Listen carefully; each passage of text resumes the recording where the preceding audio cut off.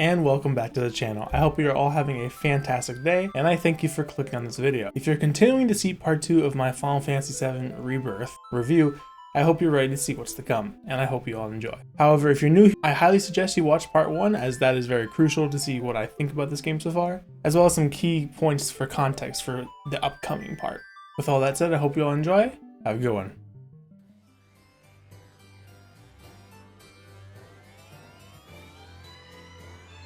The group ascends to the Gold Saucer, where we see a spectacle of a CGI cutscene that truly captures kids' imaginations when attending the Gold Saucer as kids. Shit, if you think about it, Yuffie's reaction is the player in this scenario. We then get greeted to just such a ridiculous dance fight, where for some reason everyone in the party are just dance stars and are completely in sync. After, Mr. Hottie McTits greets you and completely invades Cloud's personal space. The group take a vote to enjoy their time here, and before Cloud can say, not interested, Sephiroth of course has to torture this dude with his unusual haunting word. It's a shame he doesn't talk about it to Tifa, but anyways. Barrett and Cloud get a hotel room for everyone with these haunted hotel vibes that are off the charts amazing. Oh my god, when I got here I was blown away, and honestly still am. We get a very interesting realization that yeah, the planet is dying for everyone's enjoyment. And of course, Barrett is pissed.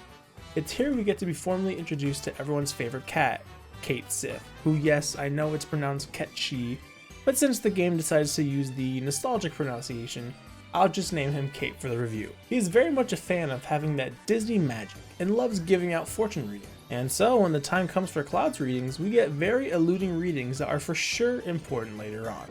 Things are looking up, so throw caution to the wind. Put your trust in others, and a last-minute twist may pleasantly surprise you. Watch your belongings. Lucky color, black? Seek, and you are sure to find. But alas, you shall forever lose what you cherish most. Barrett hilariously calls Kay out on that fortune bulbul, and Cloud falls asleep peacefully after stealing the room from the Turks, ultimately giving Elena another reason for hating her job. Cloud wakes up, and this is the moment a lot of people have been waiting for. It's time for the Gold Saucer date. And I hope you've been paying attention to who has a better relationship with Cloud, as that will dictate who will be accompanying him during this time. Of course, I'm a Cloudy chill, and so I picked Tifa due to me being all about that childhood friends to lovers trope, and then on a personal level, it just makes the most sense to me. I don't know, maybe I'm crazy. In this scene, you're able to pick everyone except the cat, so no Irish drinking for you. With the date started, quite literally everything is against you, and you're very limited with what you're able to do. Those jerks. You now are able to explore all of the saucer, however. We've got Ghost Square, where you have access to all the spookums and ghoulish possibilities when it comes to a haunted hotel. There's Wonderment Square, where you're able to experience a majority of the date for the first time with events such as G-Bike, Queen's Blood, and 3D Brawler, with a secret snowboarding minigame coming soon. Battle Square gives you access to vigorous battle challenges that give you a hard time when unlocked. However, the rewards are well worth it. Speed Square, where you too can join and become a Helldiver. But freedom doesn't come free. No! Sweet liberty!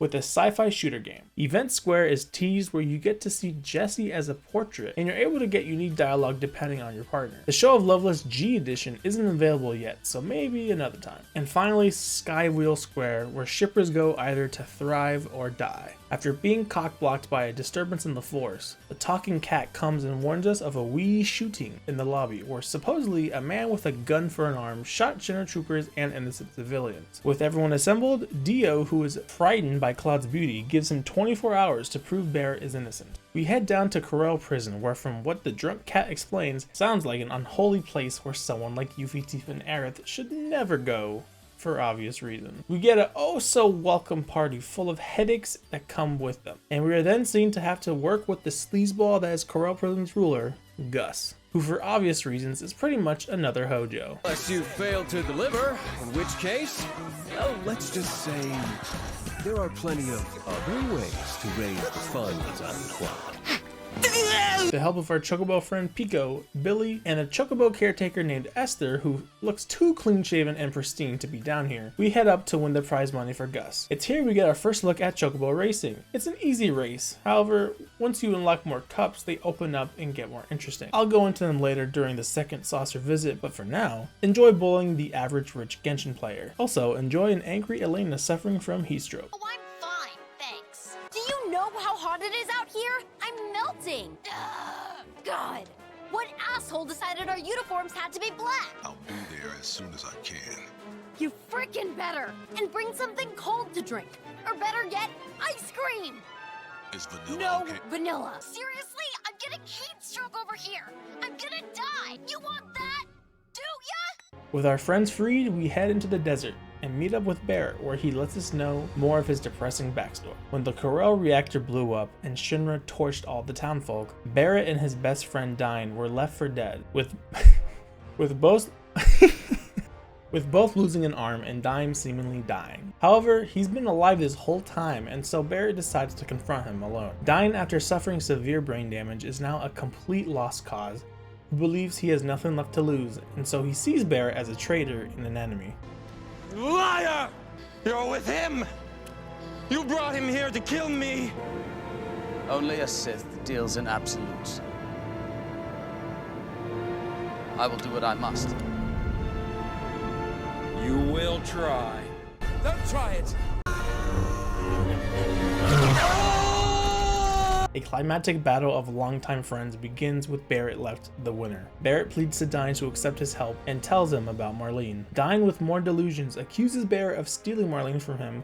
With one last hurrah, Dine takes out some ambushing Shinra forces, ultimately dying in Barrett's arms, letting him know that he must live on with the guilt. Man, I gotta tell ya, despite some people preferring his death in the original, this never ceases to make me cry. Especially after seeing Marlene's mother looking so similar to her. Oh my god, it hurts so much. Okay. John Eric Bentley does a phenomenal job with Barrett here. Oh my goodness. Is that a Kingdom Hearts reference? It would be Elena to have Cecil ice cream, considering her resemblance with Larxene. Man, that actually is pretty interesting. Anyways, after the rest put an end to Doc Ock and his blubbery schemes, someone needs a spanking. That does it. Dio appears to help out after overhearing everything. With the gang now given a new ride, and the cat being cheeky with his placement. We know what you're doing, cat. We escape the clutches of Shinra with the scene of Elena being a badass, and then Tifa treating her like a bug on the windshield that she is. Whoa! Hold this thing over right now. What the? Are you drunk? Oh shit!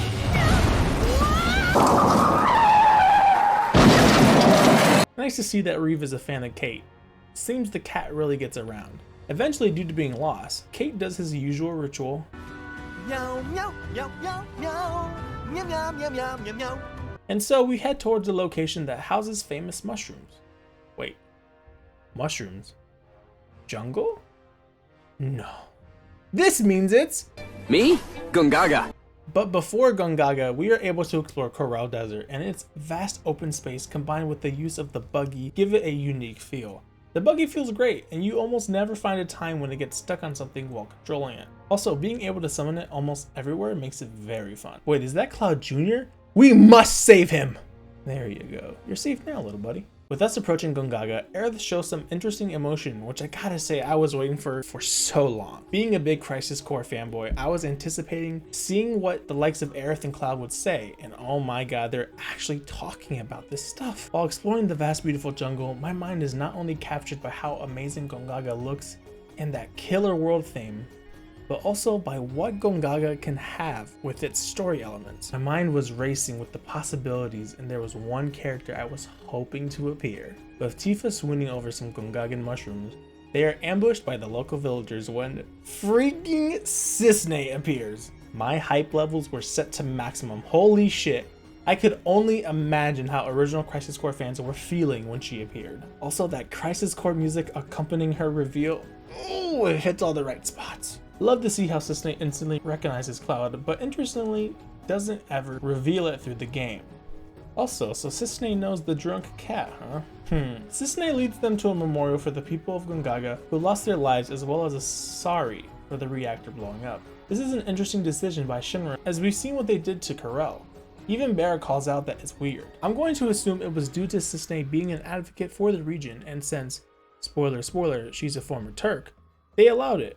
Or maybe due to Zack's history being here, perhaps Song was able to pull some strings to allow it due to their close relationship. Regardless, it's very interesting. They all pay their respects, with Yuffie being the odd one out, looking like a lost puppy. Everyone decides to go out to look and or rest, with Aerith being shady, saying she's going to look around, even though we all know she's got to be heading towards Zack's family. Cissnei, interestingly enough, shows a little worry when pleading for Cloud to take care of himself.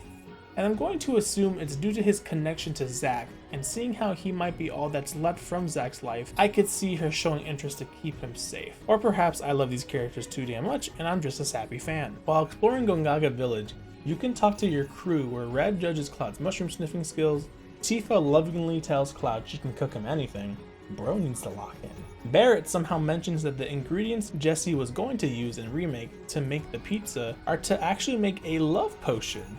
And while normal people would find that funny, and obviously Jessie was joking, a lot of toxic shippers for whatever reason were accusing Jessie of almost roofing Cloud. And guys, calm down. Anywho, Yuffie is seen singing to the gods about what's on her mind.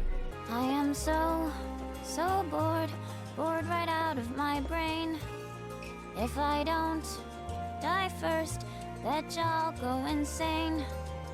'Cause I've got nothing else to do. I'm stuck here wasting time. But just wait, oh materia, I'll get back on the road and make you mine. Shocker. It's a nice detail that, depending on your response, she'll sing it again either joyfully or annoyingly. I'll search high and low till I've gathered 'em all. I'll have orbs piled up about 1 billion feet tall. I'll have so much materia, I won't know what to do. But until I can make you mine, I'll just patiently wait and dream of you. We then see Aerith entering a house, and every Crisis Core fan gets something they've wanted for years. And that's Aerith interacting with Zack's family. And better yet, Cloud joins the reunion. And we get Cloud actually being able to finally have a full conversation about Zack and not having an aneurysm. Aerith reveals that she clearly met with them to get some closure. However, she didn't know it would make them feel more pain, and she regrets it. And this is yet another amazing character moment of Aerith being this kind and caring person. With Aerith still obviously having feelings for Zack, this whole ordeal is tough. When Tifa joins to check up on Aerith, Cloud tries his very best to support Aerith in the best way Cloud can. And when he tries to say Zack is dead, he gets another case of the migraine. When he leaves, the girls have some one-on-one time, and we never get to figure out what they say to one another. Also, I love how Cloud angered them and they're just like, "What the fuck did you just say?" With the gang being summoned by the cries of a weapon, Cissnei lets them know that the Whispers are back, and so the guys lead the charge to the Gongagan reactor. The ladies stay in town, with Yuffie begrudgingly agreeing. Once there, we see that Sephiroth now controls the Whispers, and obviously he uses this to mentally project himself to Cloud. So now there's 2 ways to mentally show Cloud an illusion. Shinra is on its way to the reactor, responding as fast as the US does when a country has oil.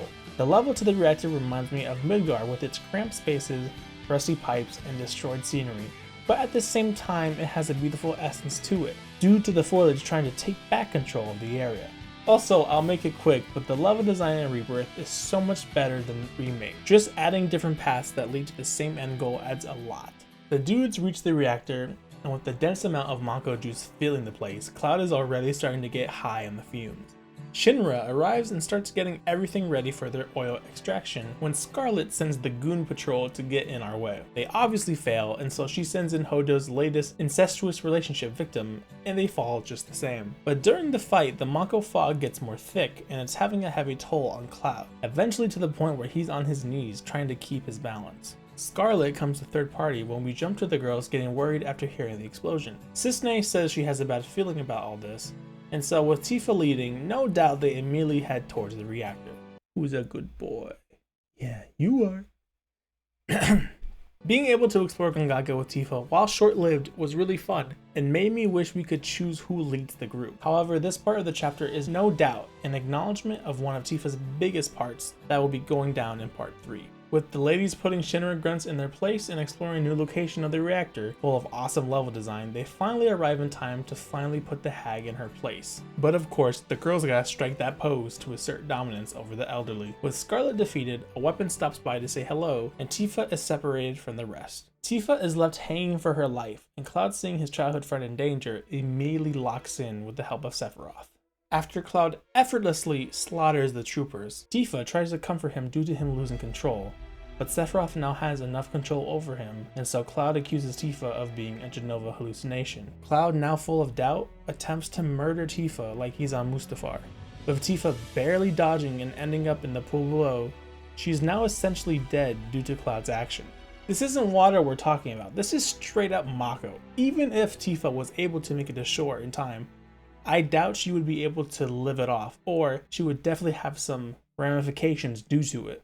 And so the weapon emerges and swallows Tifa whole. Cloud quickly comes back to reality, now horrified with what he has done. And it's here where I was shocked beyond belief. What was going to happen next?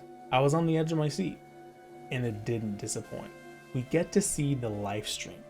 The actual live stream. We get to see a glimpse on how exactly Square is going to perform the most pivotal scene in all of FF7 in Part 3. Tifa hears people long dead from this world speaking to her, her mother, father, and childhood friends, all communicating. Tifa is seeing the fight between Sephiroth and the planet through her own eyes. White whispers appear, which are more in line with the whispers from Remake. However, I don't think we can fully understand their creation until Part 3. The black whispers are under Sephiroth, and so we see the weapons with the white whispers trying to get rid of them like they're gnats infesting a home. Tifa gets memories shown to her of the past that helps her regain memories long thought lost. Another nice way of foreshadowing Part 3. Almost like a chain of memories coming back together. Maybe I'll do a Kingdom Hearts review sometime. Can I just say, the music in this scene is top notch. Combining the livestream theme with a hint of the Edge of Creation theme is spectacular, not to mention the Tifa theme rearrangement. Sephiroth in the livestream then tries to interrupt Tifa's revival by attacking the weapon with Tifa just barely escaping death. However, she starts to step closer to the light until the ones closest to her give her the willpower to keep on fighting, including her mentor, Dr. Sheeran, Barrett, and Aerith, who unlike the others, shows worry in this scene. Since, well, I might jump the gun here, but I believe this to be Omni Aerith, a detail I'll get into later. However, Aerith is very much connected to the planet, and so she can feel Tifa getting too close to the other side. With their words of encouragement uplifting her, Tifa gains the power to survive.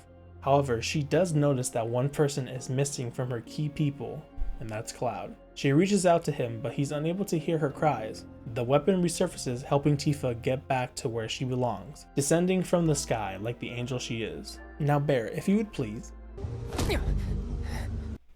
Thank you. With Tifa back, we are treated to one of the most intimate and heart-to-heart scenes in the game yet, with Cloud and Tifa finally opening up about the past and trying to comfort one another. Tifa knows Cloud feels guilty about what happened at the reactor, and so she helps him by letting him know he helped her in the past, that he's a good person, while Cloud feels his time is up and that he isn't himself, and in doing so, he isn't a hero. Before they're able to talk more and give Gongaga its first earthquake in years, they're interrupted by Cloudy shippers Yuffie and the drunk cat. With everyone assembled, Tifa talks about her venture and they eventually agree on heading to Cosmo Canyon, the home of planetology. And with that, the Gongagan region is done. However, if you still want to explore, there's plenty of things to do, like murder some chickens with Grandma, help an old friend of Zack learn how to do squats, and experience cooking with Cisne. All fun and games, but I think it's time to finally wrap up these first 2 chapters.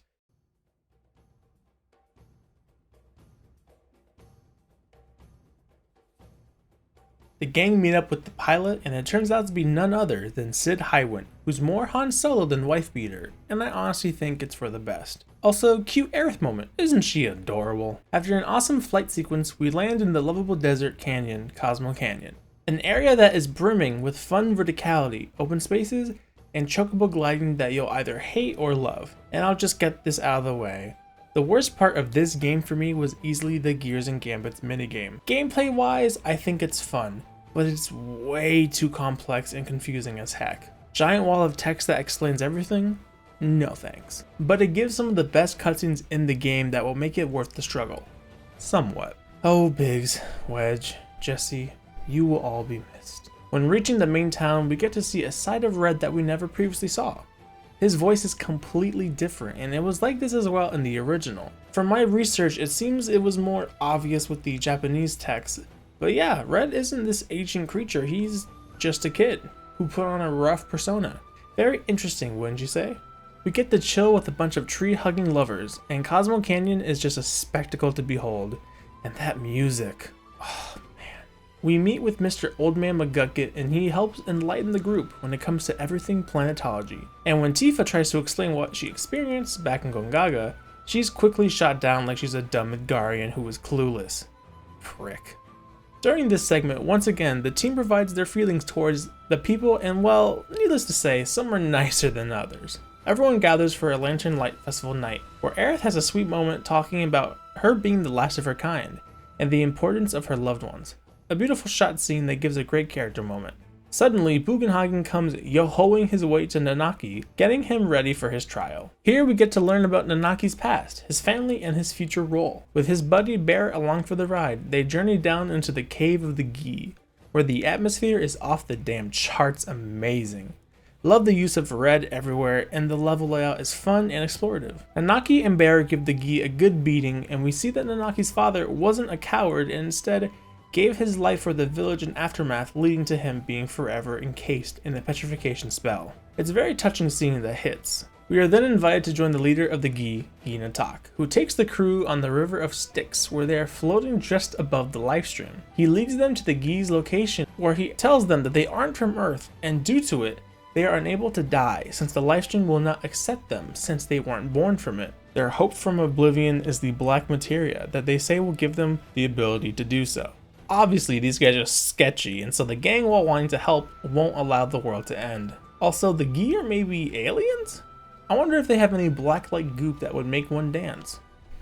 After leaving the cave, we are summoned to the entrance of Cosmo Canyon, where we see a hooded reunion member letting Cloud know that the next stop is Nibelheim. It's time for Cloud and Tifa's homecoming, and I gotta say I was very excited for this. We arrive, and already the vibes and music are eerie and with a good reason. This place has been tarnished due to the past, and the player gets to feel that. The location is smaller than the others, but what it brings is the best chocobo ability with no competition. Being able to traverse the watery cliffs and islands gives off such a unique, free feeling that no other location has had. When Cloud and Tifa brace for the worst, they are left in shock and anger as they realize Shinra decided to rebuild Nibelheim, making the whole Sephiroth incident not happen on paper. I love how this has Tifa mad as hell due to the situation, and Bear is just happy Cloud wasn't crazy. The entire town is full of workers of Shinra to help keep the illusion, and needless to say, they don't want people sticking their noses anywhere near. Unless I sing, bloody blah, blah, bloody, bloody blah. We learned that Nibelheim is being used as a hospital for the robed men, and while I'm sure it has to do with whatever is in Shinra Mansion, spoilers, it was Hojo's old facility, so nothing good for sure. Before entering, however, we get some more one-on-one time, and it's all amazing, especially the one with Tifa and Aerith. Tifa due to her entire situation with her past, and Aerith with her convo taking place on the very water tower that is a symbol of Cloud and Tifa's relationship. It also gives another interesting look at Aerith's character, as she is truly alone and doesn't even have any childhood friends to relate to like with Cloud and Tifa. The group meet to split up, with ultimately Cloud, Tifa, and Yuffie heading upwards towards the reactor to get permission to access the Shinra Mansion. Here we get to have Cloud remember that he does indeed remember Zack, and that he is apparently dead, with Tifa showing amazing emotion and clearly lying to Cloud. But you can tell she's trying to not break him. God, it's perfect. I want to talk more about this, but this would have to do with part 3 spoilers, so I'll just have to wait until then. We get some amazing chemistry between the group, as well as some hints towards the eventual Wutai location for part 3. We reach the reactor, but it's too late. The troops along with the scientists are all dead, seemingly due to Wutai, meaning another war is inevitable. We go through the lab and both Cloud and Tifa suffer severe PTSD, but thankfully they're there for one another. With the keycard acquired, we cut to Kate and his wee crew where they go to the mansion to wait for the rest. They end up trapped due to Hojo not appreciating somebody being on his property, and as Kate, we get to go through some trials that involve boxes, boxes, and more boxes. Sand. Sand and more fucking sand. This part is a lot of fun, as we get to roll around as Kate, basically allowing us to turn into our inner Sonic and spin dash through them all. After going through Hojo's trials, we end up with the others, and some Scooby-Doo investigations begin. We meet everyone's favorite Hot Topic worker, Vincent Valentine, who for whatever reason likes to sleep in coffins. He's the security around these parts, and after informing him that Sephiroth is our enemy, we are let in to explore some more. However, due to Cloud's inner demon summoning him to the room where Hojo experimented on him, Vincent decides to be a dick because I guess this room specifically is too secret for even our clearance. And so we get to fight Vincent himself, which I am sure hyped all of the two Dirge of Cerberus fans. Kate asks if Vincent had a chance to change his fate. Would ya? With Vincent retreating back to his man cave. What a nice fella. Once out of the mansion, we get to have one last rumble with Roche, who is now powered by the Genova cells he acquired from Hojo. But this battle ends very tragically as the reunion takes a toll on his body, ultimately leading to him becoming another robed man.